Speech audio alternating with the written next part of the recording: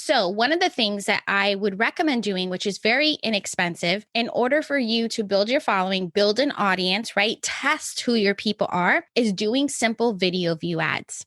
Hey, my feel good friend. This week, I am super excited to be bringing onto the show Michelle Fernandez to talk to us all about Instagram and Facebook ads. You heard that right. I've actually never really chatted with anyone about ads on this show. And if you're anything like me, you might kind of think that they're a little bit scary. You might be worried about putting money behind an ad that is just not working and wasting your precious money or time and all of those things. So it was so wonderful to chat with Michelle about how we can get started with Facebook and Instagram ads in an easy way, and also how we can analyze the results that we're getting so that we're not wasting our money or anything like that. She breaks it down in a super understandable way. I also just absolutely love her fire and personality. We talk about some mindset stuff, of course, you know me. And so I just can't wait to share this conversation with you. By the way, if you do enjoy this conversation and find value in it, I would absolutely love for you to, as always, share it to your Instagram stories and make sure that you tag me at Feel Good Social so that I can connect with you, see it, and reshare it. All right, my friend, let's dive into this awesome conversation with this awesome woman about Facebook and Instagram ads.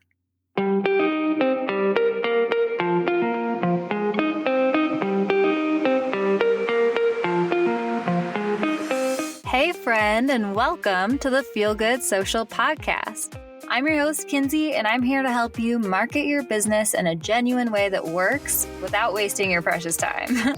On this show, we chat about social media strategy and mindset tips with a focus on, you guessed it, feeling good. So sit back, relax, and enjoy some genuine conversation for the good of your biz. Have you been wanting to create a new website? My friend, I have just the website template shop for you. I recently used one of the templates from the gals at Go Live HQ to create my new author website, and it could not be more awesome. Not only was the template super easy to use, I swear it was laid out perfectly already, so I customized it with my own photos and copy in like 2 hours. But also it ended up looking so freaking beautiful in a way that I know I would not have been able to achieve if I'd started from scratch. Go Live HQ has tons of beautiful Squarespace templates so you can easily create and launch your dream website in just a few hours and not have to keep tweaking things forever until it's 6 months later and your website still isn't live. That may or may not have happened to Feel Good Social's website. So believe me, I feel you on that. And the cherry on top, the Go Live gals created a coupon code for you, my Feel Good listener. Just head to feelgoodsocial.com/go live and use the coupon code feelgoodsocial to receive 10% off your template. Again, head to feelgoodsocial.com/go live and use the code feelgoodsocial for 10% off. Pretty cool, huh? I cannot wait to see which template best fits your brand. I went with the Jada Ellis template myself for KinseyAlyssa.com, but it was seriously a really tough choice. So when you do, head to feelgoodsocial.com/go live and snag your new template. Make sure you send me the link to your new website because I definitely want to see it. All right, let's dive back into this episode, my friend. Hi, Michelle. I'm so excited to have you on the Feel Good Social podcast, lady. Thank you so much for joining us. Oh my goodness, I am so excited to be here. I can't wait to get this convo started. Woo!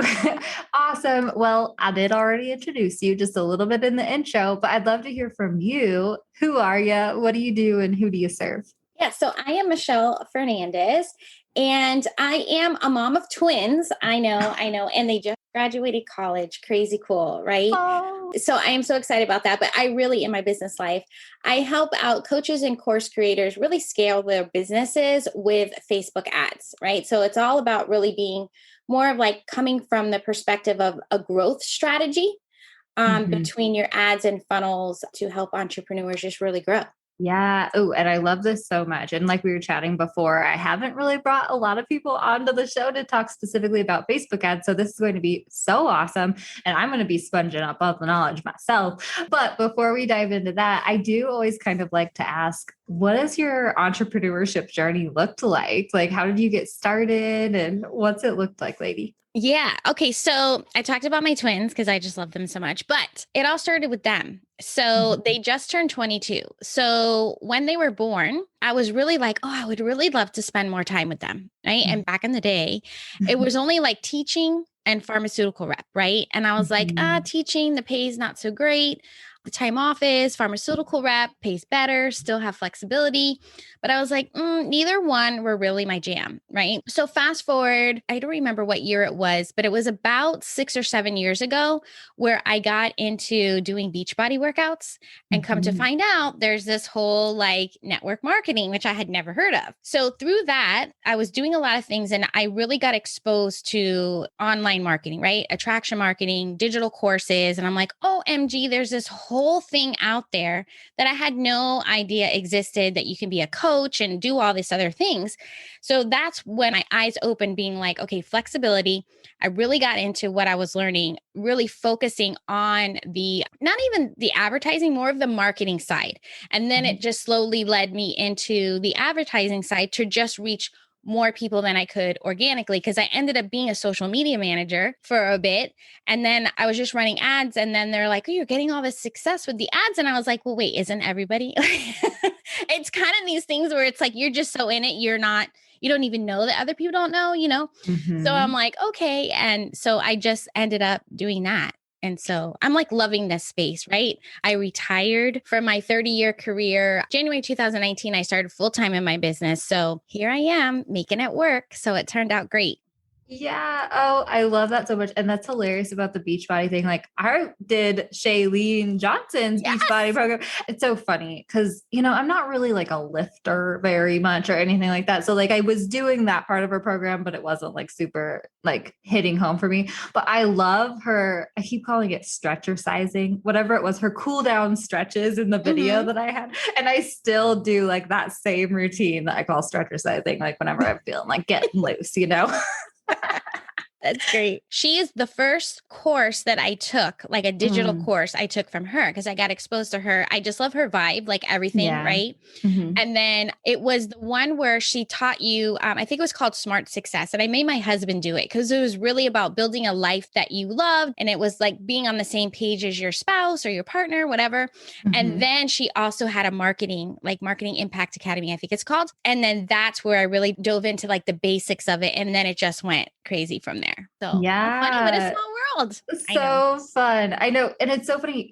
My business is pretty young still. We're about like 2.5 years in officially. And yeah, it was so funny.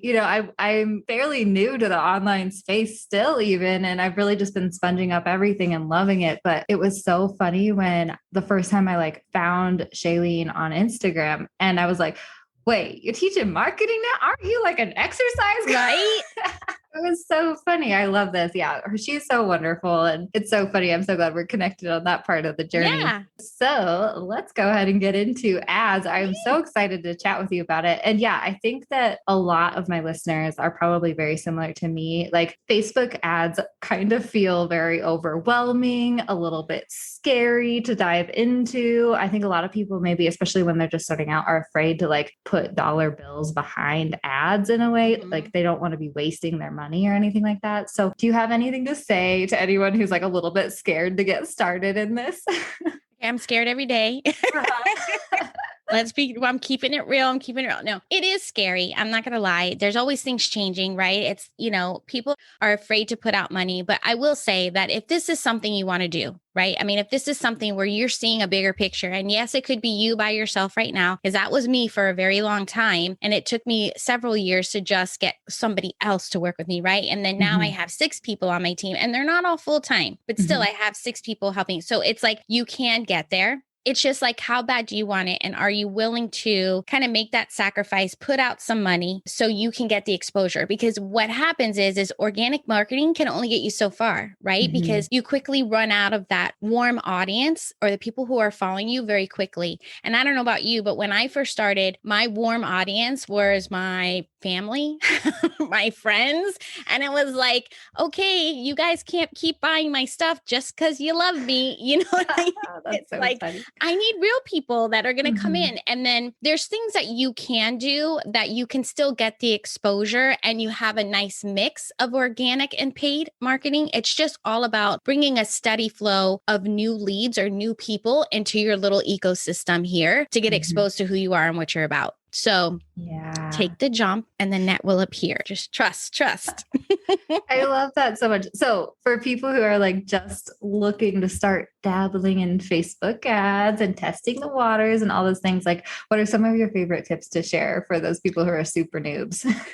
Yeah. So this has been going around, especially now with these new iOS updates and everybody being all about privacy and no, I don't want you to follow me. And I had this whole conversation with my daughter the other day. I'm like, no, don't click on that opt out button. She's like, I don't want people knowing. And I'm like, yes, but you're still going to see ads, period. So you want to see ads that are related to you, right? So one of the things that I would recommend doing, which is very inexpensive, in order for you to build your following, build an audience, right? Test who your people are, is doing simple video view ads. When you run the video view ads, they measure based on through play, which is about 15 seconds.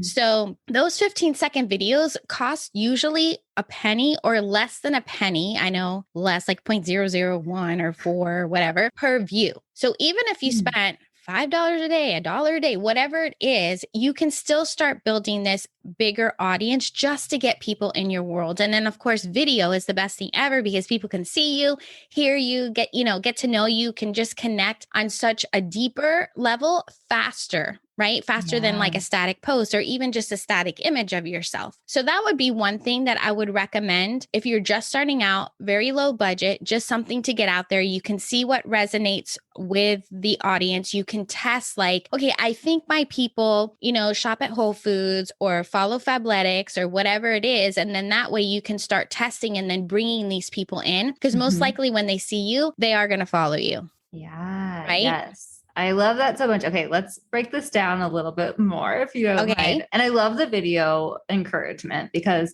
I do know that a lot of my people want to start dabbling in video, but they might not know exactly where to start. Like when you say creating a video ad, are there any like suggestions for the type of video content that is great to turn into an ad?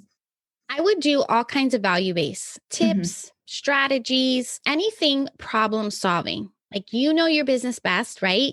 You know that there's a solution. There's like those 5 levels of awareness where people may not know they have a problem, or people know like they don't know, like they have a problem, but don't know there's a solution, or they know there's a solution, but they don't know you are the solution, right? So it all depends on where you want to come in from, because you can get in front of the audience anyway with your messaging in that video. So you can just, create some curiosity. Like, are you making these mistakes in your, dog grooming business, right? And then you just kind of dive in and maybe this is how to avoid these mistakes or something like that. And then people will start looking to you as that go-to expert in your niche. So you want to keep the videos, I would say, no more than 5 minutes, right? So this is a huge relief for some of you who might be saying, oh, I have to go on video? What? No way. Yeah. Right? And think about it, on Instagram, any more than 2 minutes is not going to be in the feed. So I always say anywhere between 1 and 2 minutes, even if you can get it to 45 seconds, then you can really get it in your stories too. So just something short, sweet, like making that connection, making them see like, oh, this girl knows what she's talking about, right? And then you can kind of move forward on there. And production wise, you can just use your, smartphone. You could be walking around. It doesn't have to be like at a desk with a perfect background. I mean, you just be you. Right? Yeah. Oh, and I'm so glad that you gave us that permission too. That's actually what I was going to ask next, because I think a lot of people struggle, especially when it comes to video, because it's like, I heard this in a podcast the other day. They said, you can't fake video, right? Yeah. Like usually it's so true with like photos, with whatever type of content graphics, like you can like make it prettier or you can have someone help you for like fairly cheap or whatever it is, right? But like with video, it's like you showing up and you're doing it. And I think a lot of people are worried about it looking professional and whatnot. But I actually heard that like the more casual looking content that just like face to camera walking around, non-professional looking content performs better. Is that still true? Absolutely. Absolutely. I mean, we already know that people buy from people, right? So they would much rather buy from you than some, high produced big brand company or big box, what is it? Big box company, whatever. Yeah. And I mean, even if like, I remember when video was like started to be a thing and they're like, don't have your kids running around in the background and don't put it. And now it's like, dude, this is life. Like, our kids are running in the background or somebody dropped something and it's like, oh, it doesn't have to be so perfect. And think about you in any type of social that you're doing, you want to make a connection. You want to be relatable. So if you're so picture perfect all the time and your hair's done, your makeup's done on every single thing, it's kind of like, okay, does she go to bed? Does she shower with her makeup on? Does she, it's like, what is she really doing? Like, she can't be just so perfect all the time. They don't want to see that. They want to see themselves at Target or, you know what I mean? And then think about this. So like, even with me saying I have twins, like somebody might say, hey, I have twins. She's like me. Now we have something in common. So by you doing these other things, whether you're at Target or let's say, I know one of my customers lived on a ranch. So she would always film with her horses and I would always laugh at her because the horses would come and kind of bump into her and stuff like that. But it was so cool. And then she got this huge following of people who loved horses or animals, right? Your dogs and things like that. People just relate to you at a much different level and become so loyal to you that they end up taking that next step and going on their journey with you as their guide, which is crazy cool. Yeah. I love that so much. And thanks for sharing that. I'm working on a book right now. It's my brand vibe method is what I call it. But it's I love it. like how I help my clients take their brands to social media. Cause I think that that's confusing for a lot of people, especially when they're just starting out, but like, that's something that is really, really hard for, especially I think new entrepreneurs to let go of, right? We come into this world and we're like, everyone else is so shiny and has their shit together, like maybe I need to do that too. But what really like helps you stand out from the crowd are those like human parts of you that people can either relate to or remember, right? Like I don't have twins, but I'm always going to remember that Michelle has 22-year-old twins that just graduated. Like that now is going to stick out in my mind about you, and the horse thing, like totally. I would like that's, what that's you would the horse associate. lady. Even if they don't remember her name, she's the horse lady. And it's funny that you say that because I'm totally guilty. I actually still fall into that category. Number one, when you're starting out, you're looking to these gurus, right? These influencers to kind of mimic, right? You're learning from them. You're trying to model your stuff about them. But like they say, like you're on chapter 1 and they're on chapter whatever. They're in their next book. Forget it, right? Some of them are already in their third book, right? Yeah. So it's really not fair to judge yourself or compare yourself against them. And what's working for them now or what they're doing now, maybe that's not how they started, right? So it's so easy for all of us to fall into that, no matter what level you are, because you're always looking at who's ahead of you, right? So I love what you said, because it's just all about going back, being grounded, being true to yourself. This does not feel right for me. This is not aligned with me if you're woo, right? It's like, what makes you feel good? What feels fun, light, and easy for you to do in your business, right? You still want to follow a strategy and have some sort of marketing in place, right? But you don't have to be like everybody else, for sure. Yeah. Oh, lady, this is so resonating. And I know my listeners are feeling it too right now.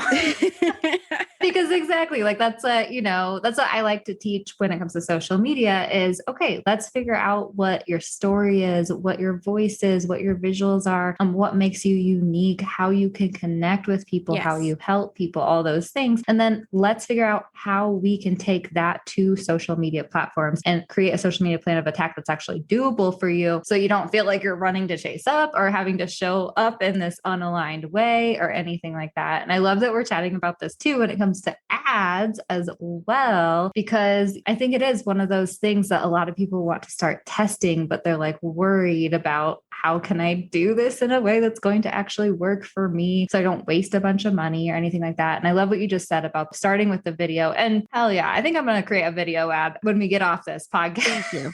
I love it. Yeah. And so speaking of like standing out online, like I think that a lot of us see a lot, like we're all getting constantly bombarded with ads online all day and stuff. So I know that you said, people want to see your face and it doesn't have to look super professional or anything like that. And I love the thing that you said about the horse lady. Like, I'm going to be like taking an ad video now with like my dogs like running into me. Yeah. But do you have any other tips for how people can stand out in like the ad space?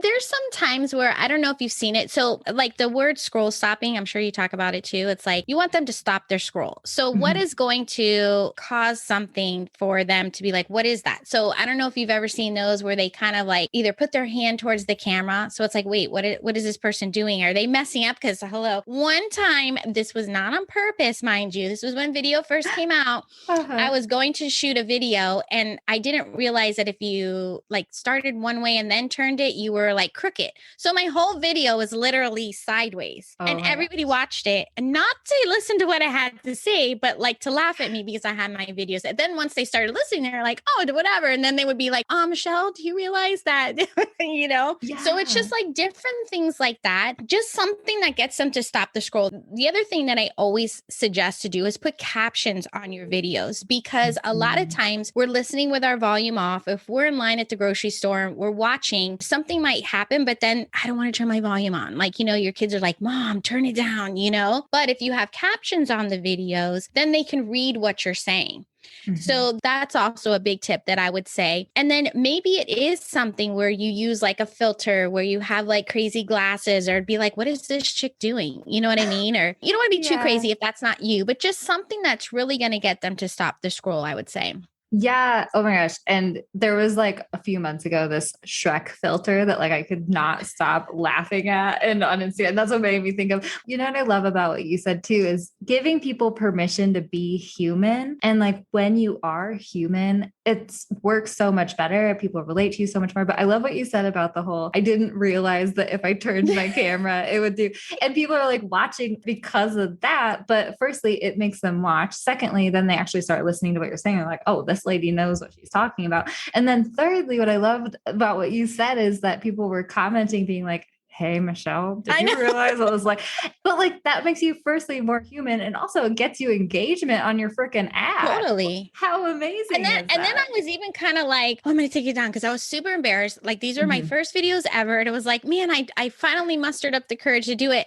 And then I'm like, you know what? I'm going to leave it there, because it took me a long time to get the courage to do it and to actually record it. Because back then, I think it was live. Yeah, it was live. Because I used to I would pretend like I would record them, but I would do it so many times that I would end up deleting. So talk about a total waste of time, because I was so self-conscious, or, what are people going to say? And what if I stumble my words and it had to be just perfect? And guess what? We stumble our words when we really have a conversation. So if you stumble or you mess up or you forget what you're going to say, that's okay too. Right? Because again, we are all human doing that. Yes. Yes. And I love it so much, for sure. Oh my goodness.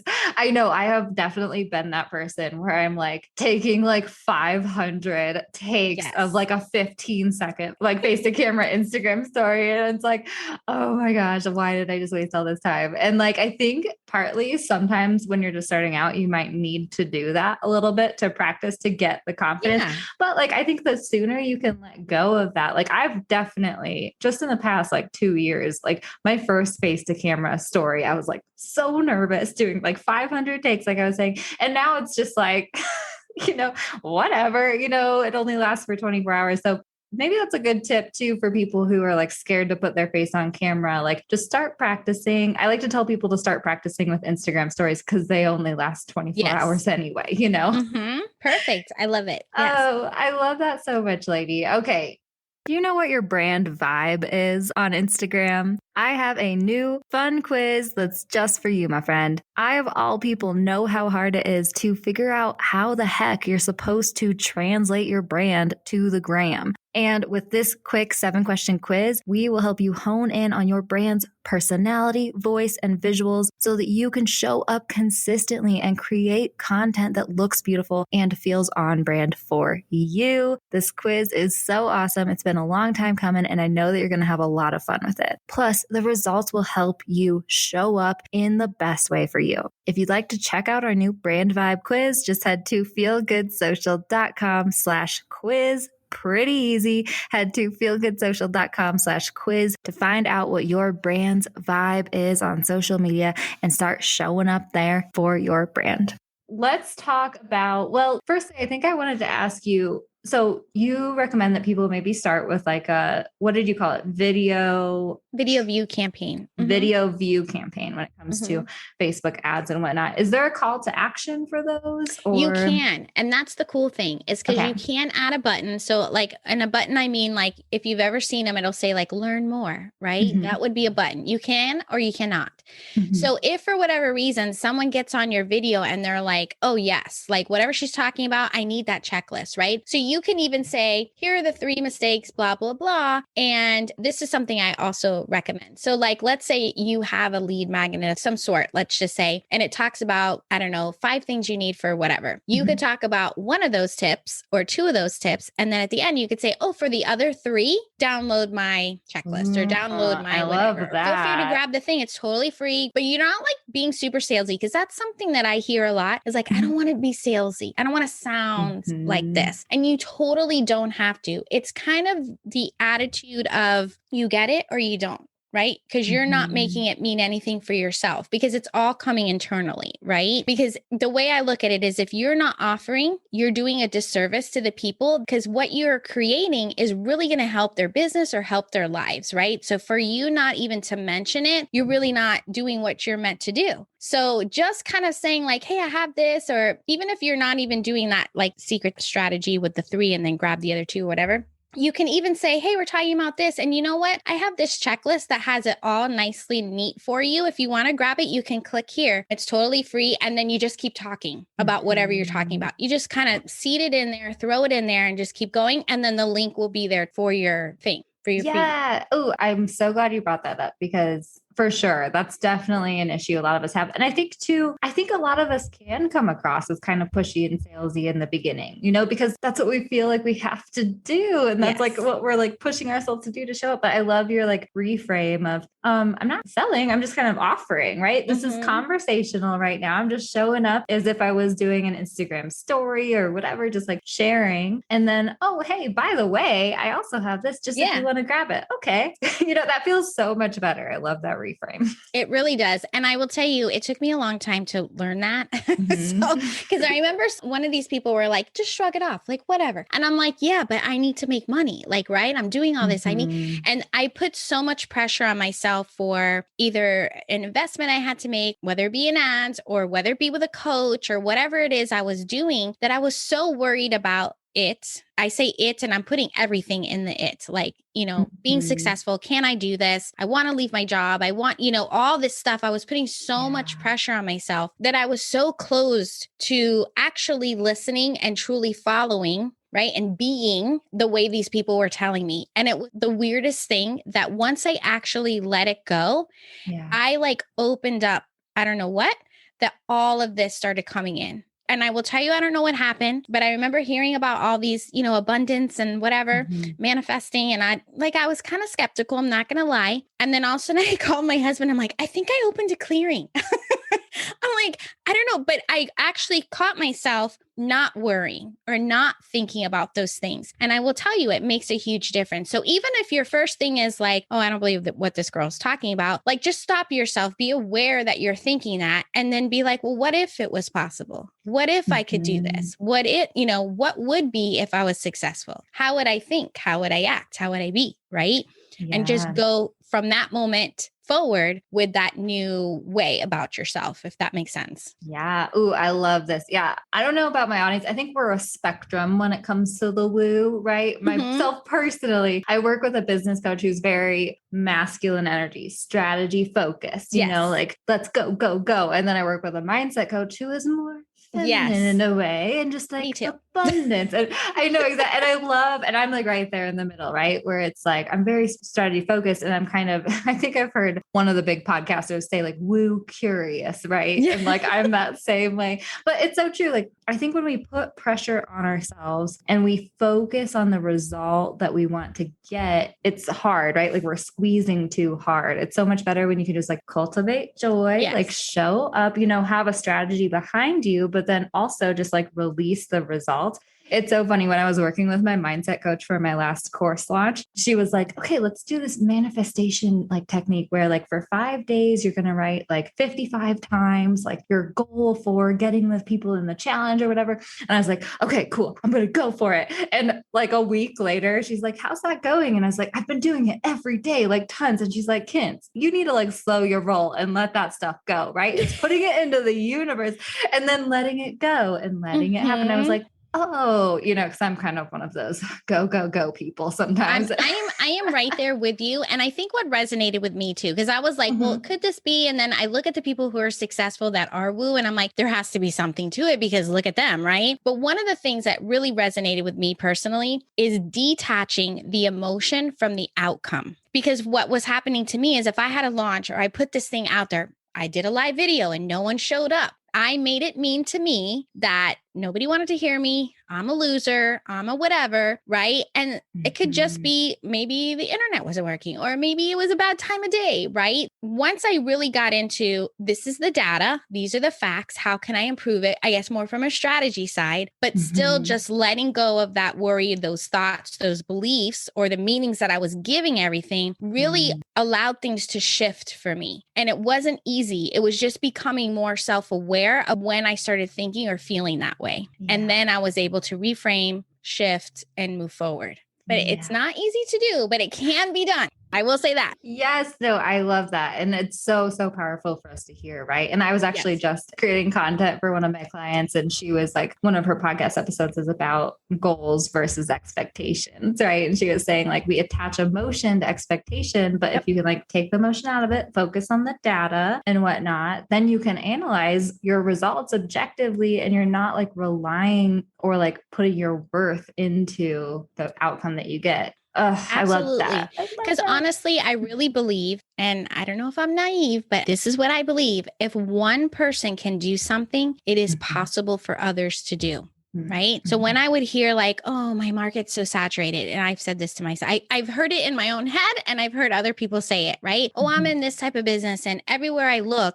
it's so saturated. Well, number one, the algorithm is doing a very good job because it's putting in front of you, it's listening to you, what you're saying, what you're typing, who you're interacting with. So a lot of those people are showing in your feed. Right. But there's like billions of people on Facebook anyway. So think about all these other people that are not in that business that you see. Right. And then sometimes I'll be like, somebody will say, oh, have you heard of so-and-so? Yeah, she's making $100,000 a month doing this. And then it's like, I've never even heard of this chick and she's making all this money. And yet there are these other big time names that everybody and their grandmother knows. It's like there is enough to go around. It's just you having the confidence, setting that emotion aside and moving forward, knowing that the bigger picture is that you're really meant to help other people. Period. You take it off you and you too could be making millions, right? Yeah. Oh, I love this conversation so much. And I'm like over here like, woo, cheering on. So thank you so much for sharing that because it's so true.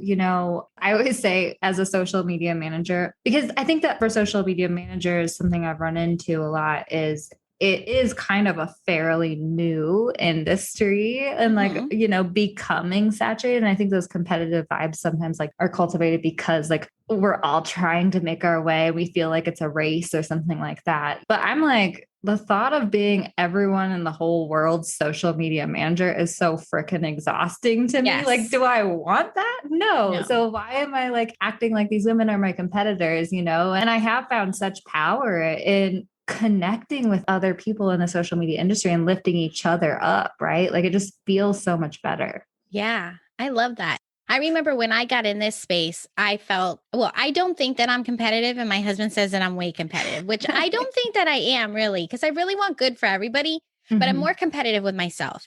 And I remember when I got into this, like all these ad agencies were all friends with each other. And I was like, I don't even understand. Aren't they like, but I realized number one, you can only manage so many people, right? Number two, some of the agencies, like they manage certain amount of ad spend, right?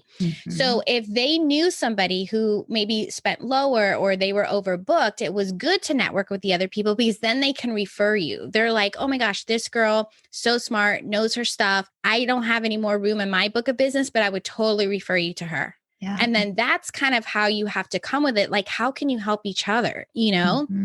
But you're right. And also too, like, even if you could work with everybody in the world, you wouldn't want to, because I'm sure there's people that wouldn't be like on your list of my perfect clients. They would have everything checked off on that checklist, right? Oh, that has been a lesson learned for sure. One that I think a lot of us have to go through and learn. Exactly. And you know, it's so funny. Something that I went through, like when I first started out, is like, it was so hard to turn people away. And it felt so like weird, like I'm missing out on this opportunity, or like I can't say no. But there's like a power on the other side of saying no that like gives you confidence in yourself, opens up space for the perfect person to come through. And there's something I've been hearing on like almost every podcast I've been listening to these days. People keep saying, when you say yes to something, you're saying no to so many more things. Right. Yeah. Or even vice versa. If you say no to this, you're now opening yourself to say yes to things that you really want. Right. I love that. That is a really good one. I love it, lady. Okay. Real quick. I think we should talk about results when it comes to ads, and like how to analyze those, and also maybe how to know when it's time to like shift something or when something's not working. Okay. So if we're just going to stick to video views. So when I look at analyzing things or tracking, so with video views, you could probably track like once a week, like every 7 days, I would say. And what you're looking for. So when you're in Ads Manager, there's a place called columns, and you can choose video views. Okay. And what it'll do is it'll give you like how long someone is watching through. Are they watching 3 seconds, 10 seconds? Are they watching 25%, 50% of the video, like that? And then that will give you a good idea. Is this video really resonating with your people? Because they're going to be looking at it saying, okay, well, if you can look at 25% to 50% and you had 100 people at 25 and 10 people at 50, you're like, oh, I'm losing them through that mark, right? So what might I do to create more curiosity to get them to stay to the end? So like if you're talking about the 3 tips, maybe you say tip number 1, blah, blah, blah. And oh my gosh, tip number 3 is the best tip. And I saved it for last. So you better, stay on so you don't miss it, right? Or you're going to want to hear tip number 3, something like that. That's creating curiosity to get them through the end. Anytime that I see that it hasn't reached more than about 2,500 people, I leave it on, because you really need to get it to enough people in order to gather the data that you're looking for. Another thing that I look at is frequency. How many times is one person seeing this ad and taking the action or not taking the action that I'm wanting them to take? Right. So if it starts getting 3-4%, I would definitely swap out those videos. And the good thing with videos is that if you're creating at least one piece of content a week, you can be adding them in and swapping them out. So one of my clients, she was really into doing reels and she was so good at it. Super cute with the stuff that she was doing. I loved it. I did have to change the music because it wasn't royalty free. So it's kind of silly because they let you do reels, but then you can't advertise with them. Yeah. Anyway, but I used them with like kind of fun royalty free music. And then we ran about 4 of those reels together. So that way it would also swap through the content. So when one person gets it, it may not be the same reel that they're seeing. And then we were also able to see, well, which one of those is performing better. And then we're like, all right, take this one out, give me the next one. And then we were just kind of playing with that to see not only the views to build the audiences, but also which were actually getting people to click on that link. Because when you're doing video views, Facebook is really looking for people to watch the video, not necessarily take the action to click and give their name and email, right? But if it can do both, even better. Yeah. So those are a couple of things that I look at. The only other thing that I would say, if you're running a conversions ad, which would be like straight to getting that checklist, getting that freebie, if you're doing any sort of like a boot camp or challenge, the other metric I track is the CTR link click through. And for anything cold audience, you want that metric to be 1% or higher. A warm audience, you want it to be 2. And what that means is, are they reading your ad and being compelled enough to actually click on it? Right. So if you know that people are looking at it, clicking on it to get to that landing page, then you know that the ad is working. Right. Yeah. So there's certain metrics that you look for. If you fall under, then you're like, okay, what might I do to improve it? Or like just turn it off altogether. If it's hitting those benchmarks or higher, then you're like, okay, what might I do to still tweak it and get even higher results, right? Higher conversions, because it all ends up being about the conversions. Yeah. Okay. Too deep. No, I love it. I love it so much. And yeah, for sure. I know it's one of those things that I think that you're doing a great job of explaining it in like a way that is understandable. Cause that's always what loses me when it comes to ads people. I know, because sometimes it's really techy into the numbers. Even myself, I'm like, really? Do we have to track all that? Can't we just make it a little bit easier? Yeah. No. So I love the way you're explaining this. And I feel like you probably have some resources that people could snag from you if needed. Can you tell us like how people could find you and possibly work with you if they wanted to? Yeah. Well, you can always find me on Instagram at Michelle Fernandez. I also have a podcast, The Traffic and Conversion Code. So just that's where I hang out. You come find me. You can send me a DM if you have any questions or anything that I'd love to help you. Yay. Oh my gosh, Michelle, this has been such a wonderful conversation. I'm so glad that you came on the podcast. Thank you so much for joining us, lady. Oh my gosh. I love this so much. It was great to be here. How great was Michelle, you guys? Seriously, I just was soaking up everything that she was throwing down in that episode, and I know you were too. So if you did enjoy the episode, please, once again, share it with a friend who needs it or share it to your Instagram stories. And if you do that, make sure you tag me at Feel Good Social so I can see it and reshare it and spread some love right back to you. I hope that you have a wonderful rest of your week, my friend, and I will catch you next time I catch you. Thanks so much for listening, my friend. For show notes and a whole lot of other awesome freebies, visit feelgoodsocial.com. Simply go to feelgoodsocial.com for all the goods.